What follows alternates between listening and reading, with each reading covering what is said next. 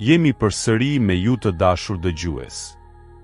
Unë jam Remi, dhe po ju lexoj një përshkrim të shkurtër nga stërnipi i Thimi Racit, drejtuesi i Bruco Broadcast Radio, Zoti Vask Bruco. Ai shkruan: fotografia si dokument historik nuk dëshmon vetëm një çast. Ajo ruan marrëdhënie njerëzore, strukturë shoqërore dhe identitet kulturor. Në këtë kuptim, fotografia 10 çifte dardhar përfaqëson një nga dëshmitë më domethënëse të Shqipërisë së hershme, ku arti i fotografisë shndërrohet në akt kujtese kolektive. E realizuar nga Thimi Raci, një nga pionierët e parë të fotografisë shqiptare, kjo vepër kap jo vetëm fizionominë e njerëzve të dardhës, por edhe kodin e jetesës, të bashkëjetesës dhe të rendit shoqëror të kohës. 10 çifte, të vendosur përballë objektivit, përfaqësojnë familjen si njësi themelore të shoqërisë, martesën si institucion dhe traditën si vazhdimsi brezash. Kompozimi i fotografisë është i qetë, i menduar dhe i balancuar. Veshje tradicionale, qëndrime trupore dhe shikimet e përmbajtura flasin për një etik të heshtur dinjiteti. Çdo detaj, nga pozicionimi i figurave deri te raporti mes burrit dhe gruas, dëshmon një kulturë që ndërton identitetin mbi punën, respektin dhe përkatësinë. 10 çifte dardhar nuk është thjesht një fotografi grupi. Ajo është një arkiv vizual i një komuniteti, një testament i mënyrës se si shqiptarët e atyre viteve e shihnin veten dhe vendin e tyre në botë. Sot, kjo vepër ruhet në arkiva shqiptare si dëshmi e një periudhe të dokumentuar me ndershmëri dhe përkushtim profesional. Për autorin Thimi Raci, fotografia nuk ishte thjesht profesion, por akt shërbimi ndaj kujtesës. Modestia, serioziteti, profesionalizmi dhe dashuria për zanatin janë vlera që shndërruan punën e tij në trashëgimi kulturore. Ky emision synon të analizojë fotografinë jo vetëm si imazh, por si dokument, si narrativ historike dhe si pasqyrë të identitetit shqiptar. Duke ndalur tek 10 çifte dardhar, ne i japim zë, një kohë që flet ende përmes dritës dhe hijes së fotografisë. Ju ftoj të ndiqni në vazhdim emisionin për Thimi Racin, ashtu siç e ka shkruar studiuesi i fotografisë dhe publicisti, Zoti Qerim Vrioni. Mërgimet e shqiptarëve. Gjatë gjithë historisë së shoqërisë njerëzore, ka pasur vazhdimisht lëvizje të njerëzve nga vendet pak të zhvilluara drejt atyre me nivel më të lartë jetese.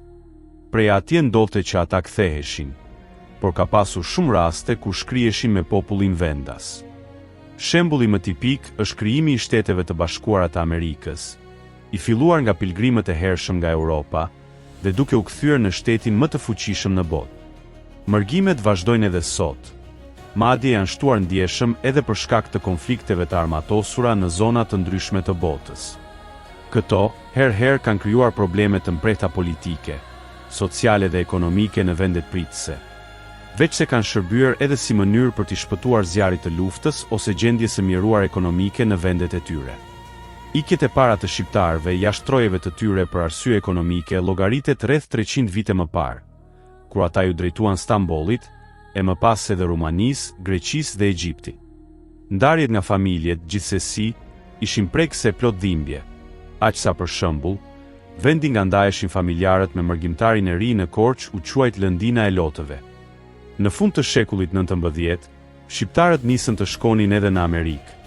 Lëvizje në saj të së cilës në prag të luftës së dytë botërore, numri i mërgjimtarëve atje llogaritej 80.000. Sidoqoftë, pak kohë pas mbërritjes në vendin e ri, shqiptarët filluan të nisnin familjeve. Përveç letrave të përmallshme, edhe një pjesë të fitimeve të tyre, remitancat siç quhen sot. Me këto të ardhura financiare të dërguara nga larg, vendasit rregulluan në një farë mënyre jetën në vendlindje, madje më mirë se bashkëfshatarët e palëvizur nga shtëpia. Në shkallë vendi, Korça ishte qyteti dhe krahina nga ku pati lëvizjet më të hershme e më të mëdha drejt vendeve të tjera. Brenda asaj treve, Dardha dallohet si fshati me numrin më të madh të mërgjimtarëve. Një pjesë u kthye, tjetra u shkri në kontinentin e bekuar, por pa ndërprer lidhje shpirtërore me vendindjen. Lëvizjet e dardharëve jashtë. Dardha, fshati i njohur malor në rrethin e Korçës, ka nisur mjaft herët marrëdhëniet me jashtë. Ato u zhvilluan qysh kur dardharët ushtruan profesionet e sëpatarit, shartarit dhe drupunuesit në vende përreth, si në Greqi, Bullgari, Rumani. Nga fundi I shekullit 19, dardha numëronte rreth 400, 500 shtëpi me rreth 1500 banor, çka flet për një fshat të madh me pak të ngjajshëm në vend. Më herët, aty rreth fillimit të shekullit 19, dardharët nisën të punonin me vizatimin e ikonave për kisha dhe manastiret ortodokse, sidomos në Greqi, ku u dallua sidomos Fisi Zengo. Mërgimi, përveç dhimbjes së natyrshme të shkaktuar prej ndarjes së njerëzve brenda familjes dhe largësisë midis tyre, solli edhe një farë qytetarizimi të fshatit dardh. Kryesisht, në saj të mërgimit jashtë shtetit në fillim të shekullit 20.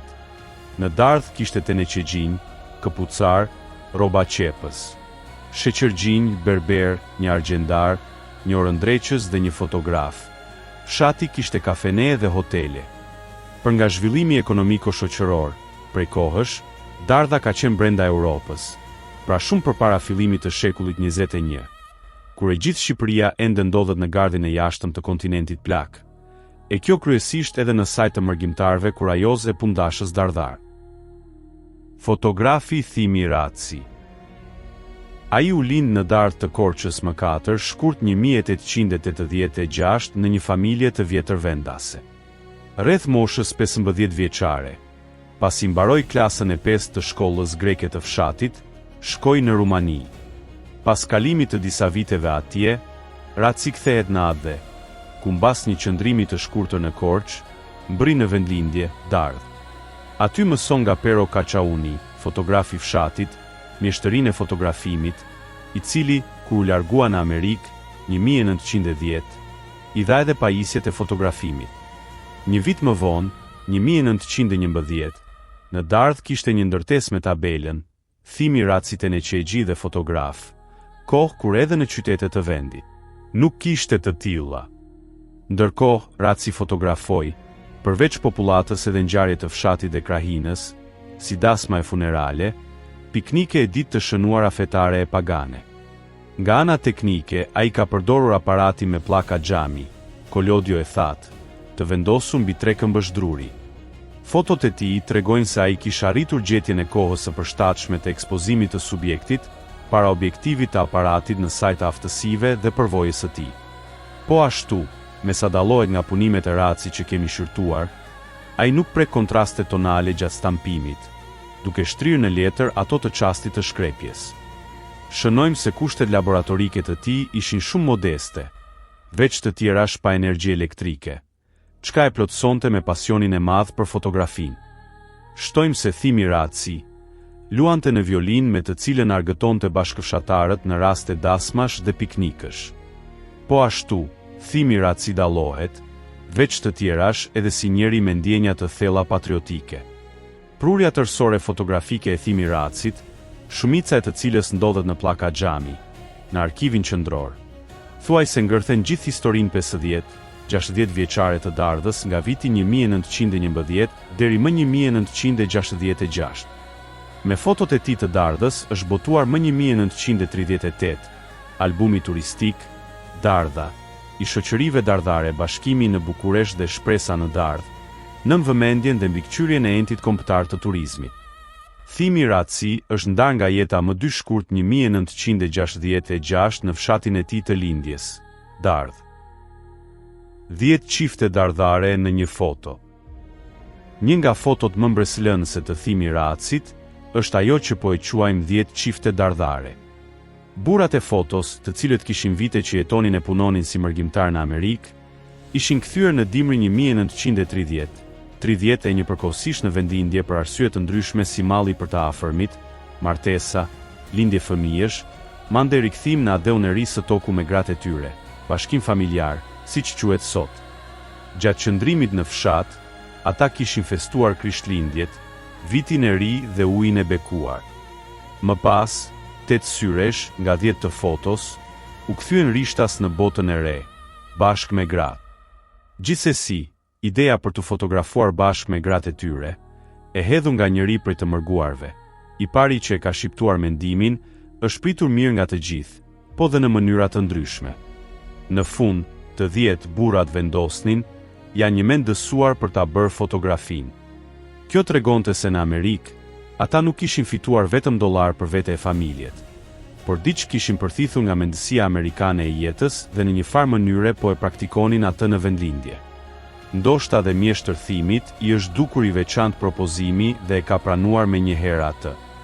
Ai kish rreth 20 vjet që fotografonte në fshat ngjarje të ndryshme: lindje, martesa, funerale, pagëzime, ditë të emrit, festa fetare, piknike, hyrje në shtëpi të reja, madje edhe ndonjë peizazh, por kjo ishte disi e ndryshme. Përveç përfitimit material nga që do bënte të paktën 10 copë, atij është ngacmuar disi përfytyrimi se ajo nuk do ishte një foto e rëndomt, më vonë. Koha i dha të drejtë përfytyrimit të tij. Usta thimi kishte bërë shumë foto të përbashkëta me burra dhe gra në raste të ndryshme, ose grupe të ndara sipas gjinisë, ose shkrepje me kaq çifte së toku nuk i kishte ndodhur ndonjëherë. Më pas, me gjas, duhet të kenë nisur diskutimet e shumta e të zhurmshme alla shqiptarqe të aktorëve. Ata që fotografoheshin dhe mjeshtri dhe spektatorëve, të afërm dhe të tjerë, mbi datën, orën, vendin, veshje. Ndonë se fotografimi në dardhë ishte diçka e vjetër, fillimet për gjysmës së dytë të shekullit 19. Vetë tubimi i 10 çifteve nuk mbahej mend të kishte ndodhur më parë. Atje, kishte shumë mote që fotografoi shumë çka. Pra prej kohësh dardharëve, nuk u krijonte mendjesi të reja dalja në fotografi ose nxjerrja në fotografi, por kjo ishte e para e llojit. Pasi u vendos se do bëhej fotoja, fjala ka të ngjarë të jetë hapur në fshat, së pari në biseda familjare, në rrugica dhe natyrisht në tavolinat e barit të Hotel de Frimi, emër i pahasur kurkun në Shqipërinë e asaj kohe, ku dardharët rëkëllenin ndonjë gotë vere a kup krakie. Bashk me lajmin, filluan dhe pandemat e hamendësimet e shumta, ku përfshiheshin habia, kureshtja e mbase dhe pak zilia, që nuk është fare e huaj për shqiptarët. Si po kjo do jetë ndryshe, të shohim si do dalin, si do vishen e tjerë. Edhe figura e fotografit Ratësi, po ngrije e po merrte një tis të ri, disi më dinjitoz, se në fund të fundit, ata që do fotografoheshin, kishin ardhur nga Amerika, kishin parë atje studio moderne të saj. Më ndryshe, me të folmen e shtypit të sotëm, fotografimi i 10 çifteve po përbënte ngjarje në fshat. Në foto do përfshiheshin drejt për drejt pjesëtar nga rreth 20 familje, që me gjithë farefisin dhe krushit, mund të thuaj se ndoshta i gjithë fshati ishte i lidhur me të dhe po priste me kërshëri ta shihte. Fotoja ato ditë ishte kthyer në kryefjalën e shumë bisedave. Pas prerjes së ditës, bashkë me të vendit dhe orës, mundet që caktimi i veshjes të ketë hapur punë. Ata të Amerikës, kështu nisën të quheshin burrat, këmbëngullën se do të mbanin kostume europiane. Edhe pse fshati i tyre kishte një veshje të tillë karakteristike për meshkujt, që quhej mandio. Mosmarrveshjet, mendojmë se do kenë filluar kur ka ardhur fjala te paraqitja e grave. Ato ishin mësuar që për çdo të kremte të mbanin xibunin, veshjen tradicionale të fshatit, dhe në paj e merrnin nga një të tillë. Ndonë se ditën e martesës e nderoni me fustanin e bardhë, që e përdornin në të gjitha rastet e veçanta gëzimi dhe hidhërimi. Natyrisht, jo vetëm familjare, që nuk ishin të ralla në dardhë. Secila mund të kishte dhe rroba të kohës që ja kishin prur nga mërgimi. Këto kanë përbërë mallin kryesor që dhe shumë kohë pas shkrepjes së fotos, shqiptarët sillnin atë. Por nën xibun ato sikur e ndjenin më mirë e më lehtë veten. Xibuni qepej atje, por përdorej nga pak edhe në fshatrat fqinj si Sinic dhe Qytez. Pas diskutimeve të shumta, është pranuar që burrat të vishen si europian, ndërsa gratë me xibun. Tani fillonte puna e fotografit, vendosja së bashku, plani i parë, sfondi, kujdes, drita duhet të bjerë në fytyra, ndonë se nuk ka diell.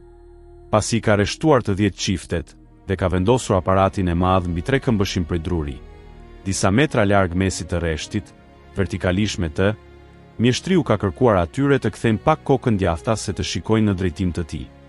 Pas shpatullave të mjeshtër thimit, siç ndodh rëndom në këto raste, njerëzit po shtoheshin, bashkë me ta dhe bisedat që ndoshta dhe e kanë detyruar fotografin të kërkoj heshtje ose ulje zëri sa herë mbaronin punë.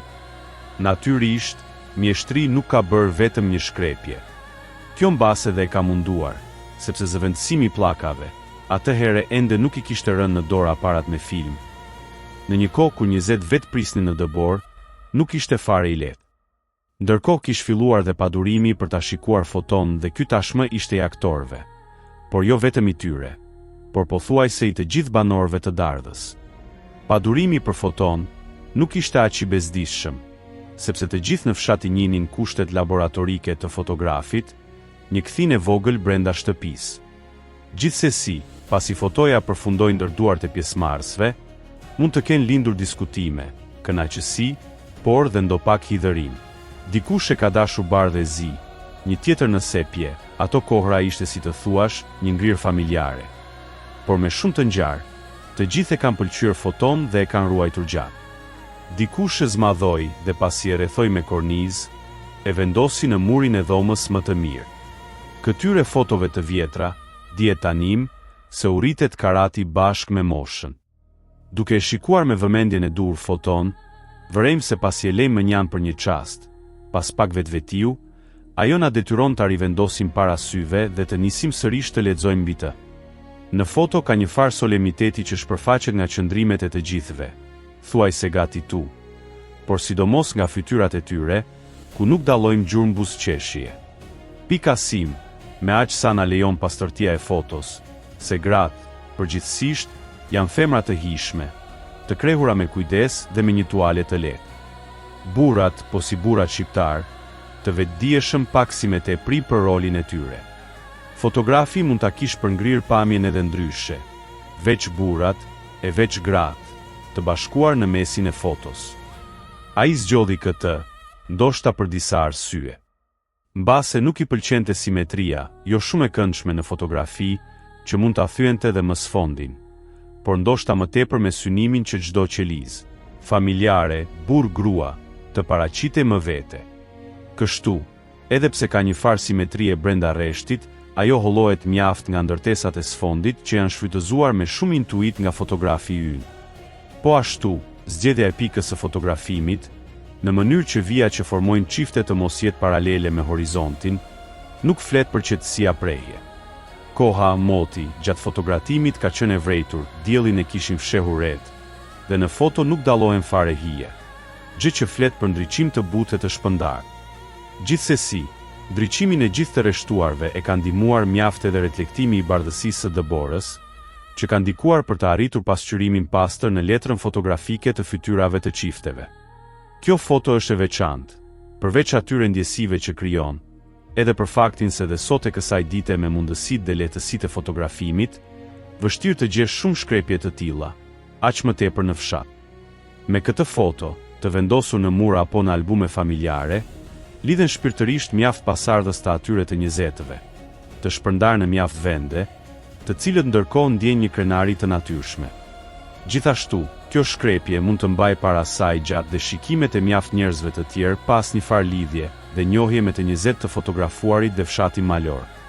Nga ana tjetër, fotoja mendojmë se mund të zej vend edhe në historinë e fotografisë shqiptare. Nga që shkrua më sipër, fotoja e 10 çifteve dardhare në dimrin e vitit 1931 përbën si të thuash një përmendore qytetarie, dhe mund të shërbej edhe si një gur kilometrik për të treguar rrugën në për të cilën ka kaluar një pjesë e shoqërisë shqiptare.